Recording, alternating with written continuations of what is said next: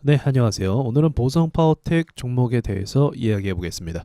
자, 몇 가지 짚고 가야 될 간단한 부분들이 있는데, 먼저 제가 원전에 대한 종목은 가끔 이야기를 자주 하는 편이에요. 이유가 뭐냐면, 자, 위에는 코스닥 차트고요. 밑에는 이제 보성 파워텍 종목입니다. 자, 보성 파워텍이 작년 같은 경우 이제 여기서 상승을 했죠. 그러면 시장 분위기도 따라서 같이 상승을 해줍니다. 그리고 또 보성 파워텍이 충분히 오르고 조정을 갈 때 시장 분위기 또한 그렇게 좋진 않아요. 그래서 같이 좀 조정을 가는 그림이 있어요. 그리고 나서 이제 1월 달에 폭락을 하고 또 반등장이 약간 있었잖아요. 그 반등장 때 또 원전 섹터가 튀어 오른 적이 있습니다. 그리고 어느 정도 좀 많이 오르니까 또 조정받고, 그리고 다시 이제 조정에서 반등장 상태에서 이제 원전 관련주인 보성파워텍이 상승을 했다. 그래서 제가 말하고자 하는 건 무엇이냐면, 이제 원전 섹터 같은 경우가 계속적으로 분위기 메이커 역할을 해줍니다. 자, 원전이 그렇다면 왜 분위기 메이커 역할을 계속 해줄까? 이게 약간 바이오랑 느낌이 비슷해요. 어떤 부분에서 그러냐면 매출 때문에 그렇습니다. 여러분, 주식에서 사람들이, 그리고 좋은 재료가 뭐냐면 매출이 어마어마하게 늘 것이다 라는 그 기대감 때문에 주가가 크게 오릅니다. 그럼 원전이라는 이 섹터는 기본적으로 수주가 들어오거나 뭔가 팔리면 조단이죠. 금액 자체가 달라요. 바이오는 어떻죠? 바이오 역시도 뭐 몇십조 시장에 뭐 약을 만들고 신약을 만들고 이런 걸 개발한단 말이에요. 그래서 이 매출에 대한 이 기대치가 크면 클수록 어떻습니까? 주식에 대한 기대치도 크다. 그래서 자고 있던 사람도, 관심 없던 사람도 원전 수급 들어왔대 하면 갑자기 주식 계좌 켜서 매수 버튼 누르는 게 이 원전 섹터예요. 그리고 최종적으로는 사실 집 나간 주식인들도 다 집으로 불러들이는 게 바이오 섹터기도 하고요. 아무튼 약간 분위기가 비슷해요. 그래서 오늘 이제 보성 파워텍의 상승이 좀 의미가 있다. 분위기가 좀 전환이 되는데 도움이 될 수도 있다라는 그 말씀을 제가 좀 드리고 싶네요. 이게 나온다고 해서 뭐 시장이 완전 방어되고 그런 건 아닌데, 시장이 잘 죽지는 않아요. 네, 그런 특이점이 있습니다. 자, 그러면 오늘 보성 파워텍이 먼저 올랐으니까 이 종목에 대한 간단한 매물대 분석을 먼저 해볼게요. 자, 먼저는 앞에 중간중간마다 반등을 한 번씩 줬어요. 그래서 중간중간마다 반등이 줬기 때문에 오늘도 이 과정 중에 하나가 아닐까라는 그런 의심은 일단 해야 됩니다. 왜냐하면 지금 보성 파워텍만 올랐지 그 외에 주요 종목인 한전기술이라든지 또는 두산 에너빌리티 이런 종목들의 반응은 아직은 없거든요. 그래서 아직도 이 앞에 물린 사람들의 매물대 영역 가운데 있다. 그래서 이거를 확실하게 지금 슈팅으로 오늘 급등하면서 대금 쏘면서 오르고 있죠. 여기서 한 번 더 나와야 됩니다. 그러니까 오늘 한 방으로는 부족하고요.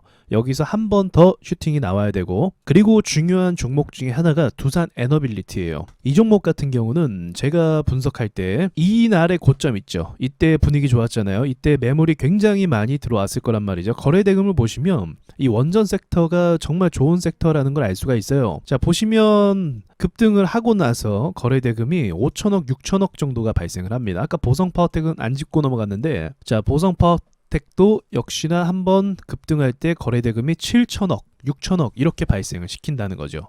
그러니까 돈들이 이 원전 섹터가 오르면 지금 거래 대금도 없고 시장이 죽어 있고 주도주가 없기 때문에 돈들이 안 들어오고 있거든요. 근데 원전 섹터가 오르면 지금 보시다시피 돈들이 쏟아져요. 그래서 시장이 현재 거래가 죽은 상태잖아요. 이전에 비해서 인기가 없는 거죠. 주식을 하는데 이 거래 대금이 이렇게 증가할 수 있는 상황을 만들어 준다는 거죠. 그럼 시장에 돈이 돌게 만들고 관심을 갖게 만들고 좀 다시금 분위기를 좀 좋게 띄울 수 있는 그런 역할을 한다라고 말씀드릴 수 있겠네요. 그래서 두산 에너빌리티, 한전기술 이 종목들이 같이 사실은 올라줘야 돼요. 지금 두산 에너빌리티는 사실 지금도 굉장히 잘 오르고 있어요. 그리고 이건 역시 저는 이제 세력주라고 보기 때문에, 세력주는 또 알다시피 한 번 또 금방 가면 또 가지 않습니까? 그래서 이 부분을 며칠 동안 좀 지켜보면 되겠다 생각이 들고요. 시장이 지금 불안한 상황 가운데 있는데 얘네가 올라주면 시장이 방어가 전 되리라고 좀 봅니다. 그 다음에 연속적으로 또 중요한 또 섹터나 상승 종목이 생겨야겠죠. 근데 이것만으로는 좀 부족하기도 하고요. 그런데 여러분, 이제 더 중요한 이야기가 사실은 있는데, 이 보성파워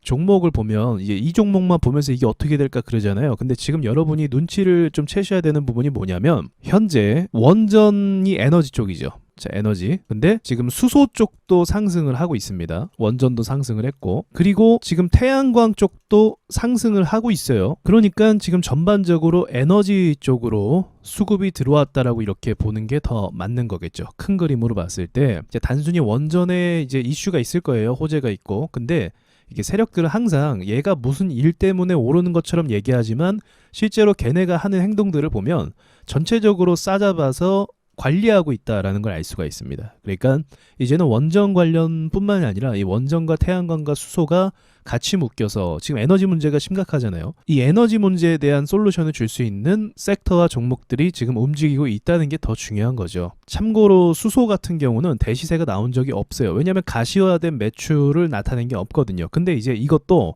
이제 기후 문제 지금 심각하지 않습니까? 이런 부분에 있어서 아마 좀 빠르게 추진될 사업 분야 중에 하나라고 전 보고 있습니다. 그래서 수소는 여러분이 계속 지켜보셔야 돼요. 그리고 태양광 이런 쪽도 이제 밀어주긴 한데 태양광의 이제 효율성에 대해서는 우리가 확실히 알 수는 없지만 그래도 지금 어쨌든 친환경이기 때문에 대체 에너지로 이제 주목받고 있는 것도 맞거든요. 이게 또 어떻게 또 개발이 될지도 모르는 부분이기도 하고 그래서 이것도 어쨌든 뭐 수급은 괜찮으니까 전체적으로 다 같이 보셔야 된다. 그 말씀을 좀 드리고 싶네요. 어쨌든 원전 같은 경우도 저기 친환경 쪽으로 분류가 됐잖아요. 이번에 유럽에서. 그래서 친환경 에너지 섹터들이 지금 움직이고 있다. 이렇게 보는 게 더 맞습니다. 그러니까 이 섹터를 관리하는 세력들은 얼마나 규모가 크겠습니까? 이게 말이 안 되는 규모인데 앞으로 이 흐름에 대해서 우리가 계속 추적하면서 또 이야기를 나눴으면 좋겠네요. 이상 마치겠습니다.